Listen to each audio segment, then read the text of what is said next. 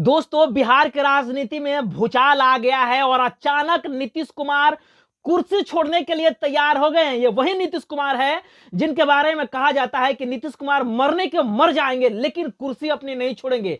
अचानक बीजेपी आनन फानन में नीतीश कुमार के संपर्क में आती है। अमित शाह दिल्ली से फ्लाइट पकड़ कर पटना आते हैं और नीतीश कुमार तैयार हो जाते हैं कि हम राज्यसभा जाएंगे। लंबा चौड़ा नीतीश कुमार पोस्ट करके ट्विटर हैंडल से, एक्स हैंडल से वो बताते हैं कि हम राज्यसभा जाने के लिए तैयार हैं, मन हुआ कि हम राज्यसभा जाए। लेकिन आप भी जानते हैं दोस्तों कि एक तरफ बिहार के जो मुख्यमंत्री का पद है वो कितना वैल्यूएबल पद है और दूसरी तरफ है कि महज राज्यसभा। इस विषय पर हम बात करेंगे। बात करने के लिए हमारे साथ बिहार के राजनीति के जाने माने एक्सपर्ट राजेंद्र यादव जी हैं। इनसे हम चर्चा करेंगे कि आखिर क्यों नीतीश कुमार के बारे में ऐसा कहा जा रहा है कि नीतीश कुमार अचानक राज्यसभा जाने के लिए तैयार हो गए हैं। उनके जो समर्थक हैं और उनके पार्टी ऑफिस पर जो है वो रो रो कर कह रहे हैं कि हम नीतीश कुमार को जाने नहीं देंगे, लेकिन फिर भी नीतीश कुमार जाने के लिए तैयार है। आपका हमारे चैनल में बहुत बहुत स्वागत है। आपको भी शैलेश जी बहुत बहुत धन्यवाद।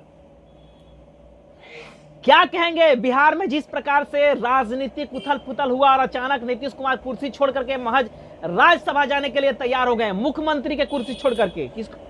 मामला नीतीश कुमार का नहीं है पत्रकार साहब, मामला ये सीधे सीधे बिहार के 12 करोड़ लोगों के अस्मिता का है। क्योंकि बिहार के 12 करोड़ लोगों ने श्री नीतीश कुमार जी के नेतृत्व में एनडीए को वोट दिया था और प्रचंड बहुमत से एनडीए नीतीश कुमार के चेहरे पर चुनाव जीत करके आई है। और आज जिस तरह से भारतीय जनता पार्टी, उनकी जो राजनीतिक ताकत है, राजनीतिक पावर है, जिसको हरण करने का काम कर रही है, ये पूरे देश भी नहीं दुनिया भर में आज निंदा किया जा रहा है। और दुनिया जानती है कि श्री नीतीश कुमार जी के साथ छल किया जा रहा है, ये साजिश किया जा रहा है।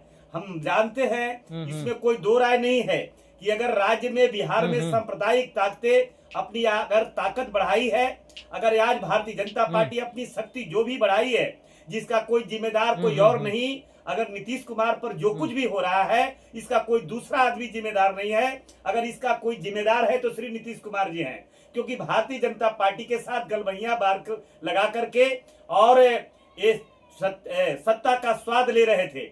लेकिन हम लोग तो पहले से ही आपके चैनल पर हम लोगों ने कई बार कहा था कि नीतीश कुमार जी आप सचेत हो जाइए, लेकिन नीतीश कुमार जी को अचेत अवस्था में लाया गया और साजिश करके आज नीतीश कुमार जी के सत्ता को हरण किया जा रहा है। बिहार की जनता ने जो जनादेश दिया था, जनादेश को अपमान किया जा रहा है। हमें बड़ी दुख है, बड़ी चिंता है, लेकिन अफसोस की बात है कि हमें तो अपनों ने लूटा, गैरों में कहां दम था। हमारी किश्ती वहीं डूबी जहां पानी कम था। इसका जिम्मेदार कोई और नहीं है, इसका दार वही कालिदास की जो पंक्ति है, कालिदास की जो कहानी जो है वही दोहराया जा रहा है कि जिसने खुद अपनी मूर्खता से, अपनी कमी से जिस डाल पर बैठा है वही डाल को काटा है।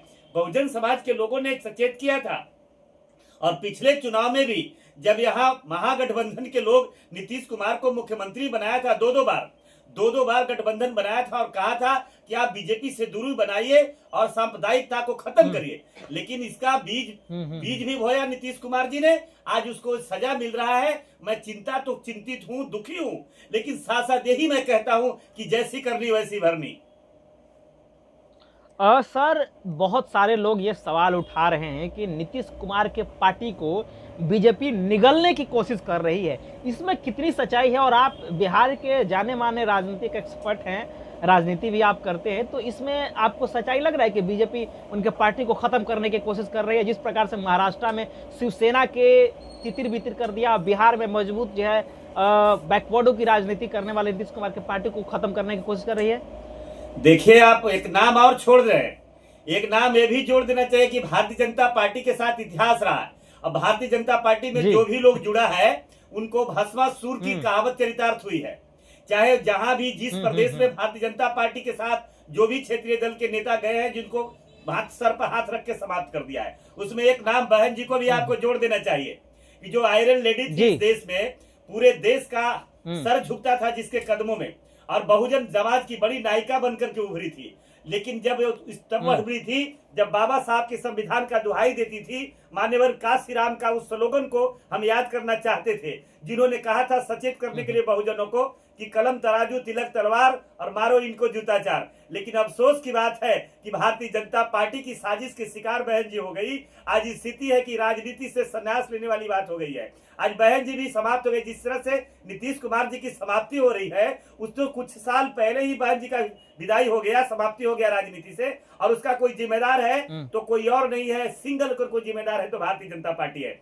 तो उस बात को भी हम दिखाना चाहते हैं। चाहे आप जाइए जहां भी आप जाना है, जिस प्रदेश में आप जाना है, चाहे उसी गुजरात में अगर जाना है, तो मैं कह रहा हूं कि पुराना जनता दल के समय के ही कुछ जो नेता थे उस समय से उसकी भी बात मैं उसका बात करना चाहूंगा, जो उनको भी उन्होंने खत्म करने का काम किया। फूकन महंत से लेकर के आप किसी भी प्रदेश में जनता दल के विभाजन के बाद जो भी भारतीय जनता पार्टी से हाथ मिलाया वो सारे लोग स्वाहा हो गए। और नया नमूना आपने ये भी देखा होगा पत्रकार साहब कि उड़ीसा में नीतीश कुमार के तहत भी नवीन पटनायक जी लगातार सत्ता का स्वाद ले रहे थे, लेकिन आज भारतीय जनता पार्टी नवीन पटनायक को भी समाप्त करने का काम किया। लेकिन मुझे दर्द है, मुझे दुख है, और उसे हम समझ रहे हैं। मैं इतना बात तो जरूर कह रहा हूं, तीर अगर नीतीश कुमार जी के कलेजे में लगा है तो हम कह रहे हैं उसका दर्द आज हमें भी हो रहा है, और मुझे लगता है आपको भी दर्द हो रहा है। अगर आपको दर्द नहीं होता तो आप बिहार में रह करके मुंबई में हमसे सवाल नहीं करते। सर, ये कैसा कहा जा रहा है कि जो नीतीश कुमार हैं, बिहार को जब भी दूसरे लोग समझने की कोशिश करते हैं, बिहार उनको हमेशा झटका देता है। तो क्या एक बार फिर से बिहार जो है वो झटका देने के लिए तैयार है, या बीजेपी ये सारे चीजों पर प्रश्न चिन्ह जो लगाते थे उस सब प्रश्न चिन्ह को हटा दिया है और इस बार बीजेपी अपना मुख्यमंत्री बिहार में देने के लिए तैयार है? देखिए, मुख्यमंत्री भले ही भारतीय जनता पार्टी अपना बना ले, अपना सपना पूरा कर ले, क्योंकि अटल जी के समय भी अटल जी ने सपना देखा था कि अगर कोई बिहार में लोकतंत्र की जननी बिहार को कहते थे, और आज भी लोग पूरे दुनिया कहता है, देश कहता है, तो उन्होंने इनका सपना था, जीते जी उनका सपना पूरा नहीं हुआ। अटल अडवाणी जी बिहार के सभाओं में कहते थे कि हम बिहार में, मेरी इच्छा है, आखिरी इच्छा है, मेरी दिली इच्छा है कि एक बार बिहार में भारतीय जनता पार्टी की सरकार बने। लेकिन अभी मैं कहता हूँ, अफसोस की बात है कि आज कई दशक तक राजनीति में बने रहे अटल अडवाणी जी, मुरली मनोहर जोशी, लेकिन उनका सपना साकार नहीं हुआ। लेकिन ये आज बड़ी चिंता की बात है।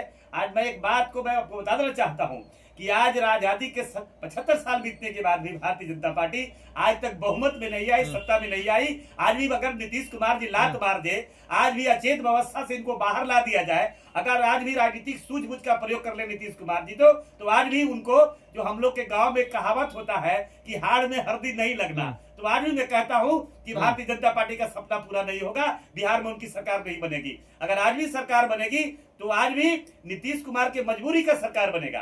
आज भी सरकार बनेगा तो नीतीश के किए गए दिए गए धोखे का सरकार बनेगा। आज भी भारतीय जनता पार्टी के पास बहुमत नहीं है।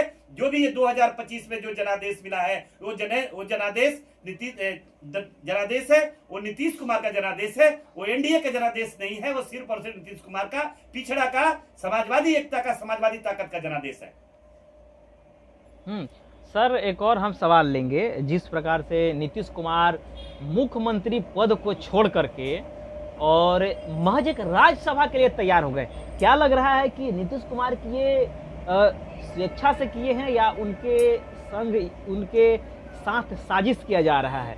देखिए, मैं नहीं कह रहा हूं पत्रकार साहब, ये बात समझने की बात है कि नीतीश कुमार जी के लिए राज्यसभा मायने नहीं रखता है।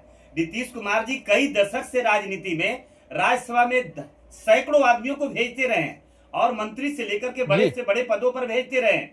लेकिन मामला वो राज्यसभा का नहीं है, मामला सीधा सीधा है कि नीतीश कुमार जी को डराया जा रहा है और बुढ़ापे में जेल भेजने का धमकी दिया जा रहा है। कहा जा रहा है कि अगर नीतीश कुमार जी आप समर्थन ये आप बहुत बड़ा जो है वो प्रश्न चिन्ह लगा रहे हैं, आरोप लगा रहे हैं सर पत्रकार साहब, जनता पार्टी पर। पत्रकार साहब, मेरी बात को आप समझिए। मैं फिर से दोहरा रहा हूं बात को। नीतीश कुमार जी कोई स्वेच्छा से, नीतीश कुमार कोई मर्जी से अपनी कुर्सी का परित्याग नहीं कर रहे। आप जानते हैं कि नीतीश का नाम ही है कुर्सी कुमार। नीतीश कुमार कम जानता है और देश उन्हें कुर्सी कुमार के नाम से जानता है। नीतीश कुमार जी स्वेच्छा से कुर्सी नहीं छोड़ रहे हैं, नीतीश कुमार जी मजबूरी से कुर्सी छोड़ रहे हैं, और वो जेल के डर से, ईडी और सीबीआई के डर से कर रहे हैं, क्योंकि उनके सामने 3 नहीं 4, चाहे वो पुल का घोटाला हो, चाहे वो सृजन घोटाला है या बालिका गृह मुजफ्फरपुर के कांड का घोटाला है, कई घोटाला को फाइल खोल करके और नीतीश कुमार सामने हथकड़ी दिखाया जा रहा है और कहा जा रहा है कि अगर ये कुर्सी नहीं छोड़ते हो तो आपका मौत जेल के सलाखों में होगी। इसके डर से नीतीश कुमार जी कुर्सी छोड़ रहे हैं और वो राज्यसभा में जाने के लिए मजबूर है। आज के दिन में, आज की तारीख में नीतीश कुमार जी को आराम की जरूरत है। सारे देश जानता है कि नीतीश कुमार जी बीमार हो गए हैं, नीतीश कुमार जी मानसिक संतुलन खो चुके हैं, नीतीश कुमार जी राजनीति करने लायक नहीं है, राजनीति में उनके कोई सोच बोझ नहीं होती है। आपने देखा नहीं पत्रकार साहब, कई महिलाओं को गर्दन में माला डालना, कई महिलाओं को हाथ पकड़ लेना, कई महिलाओं को कई अलग तरह से ये मतलब टच करना, ये तो आपने वीडियो में देखा है। मैं कोई अपमान नहीं कर रहा हूँ, मुझे दर्द है, आज भी मुझे चिंता है। आज भी ये चिंता है कि एक बहुजन समाज का बेटा शहीद हो रहा है। आज मुझे ये चिंता दर्द है कि एक पिछड़ा का बेटा अगर नीतीश कुमार नहीं होता तो आज उसके साथ ये हाल नहीं होता। आपने देखा कि नहीं देखा? अगर आपको देखा तो एक बात, मैं दिल्ली का शराब घोटाला को आपने देखा, जब ये दिल्ली में गरीबों के लिए, पिछड़ों कमजोर वर्ग के लोगों के लिए जब अच्छा स्कूल और मोहल्ला क्लिनिक खोला गया, लोग को पढ़ाई और दवाई की ओर ले जाया गया, तो सांप्रदायिक ताकतें भारतीय जनता पार्टी ने कॉन्स्पिरेसी करके अरविंद केजरीवाल और मनीष सिसोदिया को जेल में डाला। और आज देखिए, आज सीबीआई ने जो चार्जशीट किया, जिसे कोर्ट ने खारिज करने का काम किया। अब ये भी एक नया नमूना आपको मालूम पड़ा होगा पत्रकार साहब, कि अभी कह रही है सीबीआई कि आपको जो जजमेंट मिल गया है उस पर खुश होने की जरूरत नहीं है, फिर से जेल जाने के लिए तैयार है, हम रिवीजन कर रहे हैं, फिर से नया चीज चार्जशीट डाल के और फिर केजरीवाल को जेल के अंदर डालेंगे। तो सवाल यह है कि आज इस देश में लोकतंत्र का जिस तरह से हत्या हो रहा है, जिस तरह से संविधान के विरुद्ध कार्य किया जा रहा है, जिस तरह से फंडामेंटलिस्ट जो राइट्स है उसके हनन किया जा रहा है, अब बड़ा ये अफसोस की बात है ये देश में। और आपने बोला, एक सवाल किया है, आपने बिहार की बात किया है, तो मैं कह रहा हूं कि बिहार जब करवट लिया है तो हमेशा देश करवट लिया है। अब आपने 1974, 73, 72 को अगर देखा होगा तो 72 में इंदिरा गांधी की हिटलरशाही को आपने देखा होगा, और ये इमरजेंसी कोई अकेला बिहार में नहीं था।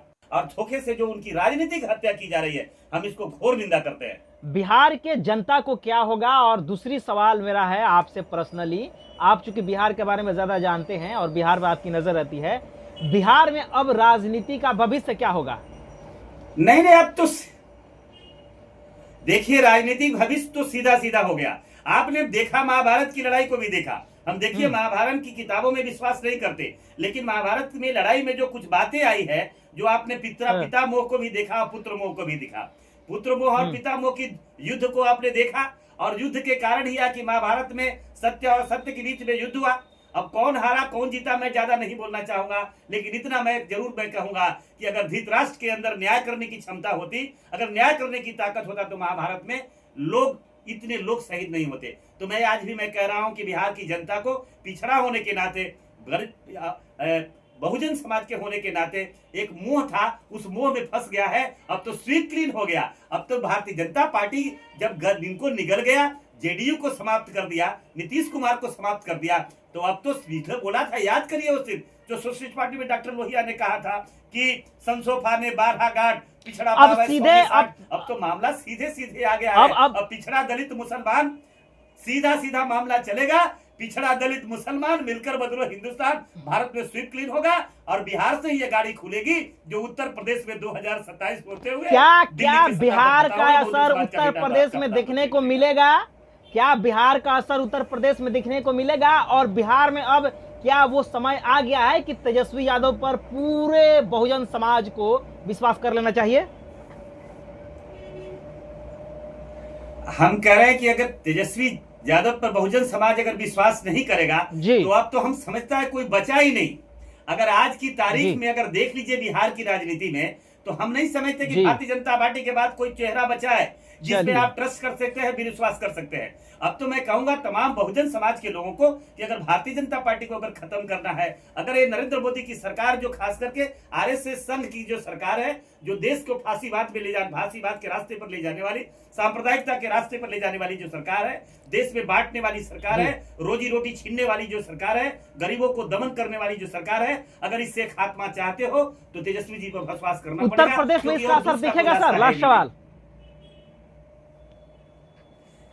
कह रहे उत्तर प्रदेश में, अब मैं कह रहा हूं कि बिहार से लोग सबक लेंगे, और बिहार से कुछ जो बहुजन समाज के नेता जैसे ओम प्रकाश राजभर जी से लेकर निषाद जी जैसे लोग, और खास करके मैं कहूंगा कि सोनेलाल पटेल जी की जो सुपुत्री है, जो वो भी भारतीय जनता पार्टी से गठबंधन में है, एक बेटी तो तोड़ करके चली आई है, भारतीय जनता पार्टी की चाल को समझ रही है। अगर नीतीश कुमार के घटना से सबक लेना है तो सबक ले ले, नहीं तो बहुजन समाज के लोग जिस तरह से जो पिछले लोकसभा चुनाव में जो मैंडेट दिए हैं और भारतीय जनता पार्टी का सुपड़ा साफ हुआ है उत्तर प्रदेश में, हम समझते हैं कि 2027 में रहा न कोई रोकने वाला, भारतीय जनता पार्टी की समाप्ति कोई रोक नहीं सकता है। और जिसमें मैं कहूंगा आजाद समाज पार्टी एक बड़ी ताकत बनकर उत्तर प्रदेश में निकल रही है। और हम समझता हूं, पिछले भी मैंने स्टेटमेंट दिया था कि अब बहन जी के पास कोई ताकत नहीं बन गई है, अब बहन जी भारतीय जनता पार्टी के समझिए बैसाखी बनकर काम कर रही हैं, ये पूरे देश जानता है। अभी भी बिहार में आपने देखा होगा कि तेज प्रताप के पार्टी ने भी 3 सीटें जीता, तो सबको ये पता है कि अब जो भी है डायलिसिस पर बहुजन समाज पार्टी को जिंदा रखेगा। लेकिन अब बहुजन समाज पार्टी को चिंता करने की जरूरत नहीं है। एक मजबूत मुखर नेता, इंसाफ पार्लियामेंट में शेर की तरह दहाड़ने वाला चंद्रशेखर रावण भी बहुजनों को नेतृत्व करने के लिए मजबूती के साथ खड़े हैं। मैं तो चाहूंगा कि जो जो उत्तर प्रदेश में नेतृत्व कर रहे हैं पिछड़ों का, हम और अकलियत के लोगों का, अगर उसमें दलित कॉम्बिनेशन जिस दिन खड़ा हो जाएगा भारतीय जनता पार्टी के, हम कह रहे हैं कि 80 में 1 सीट भी नहीं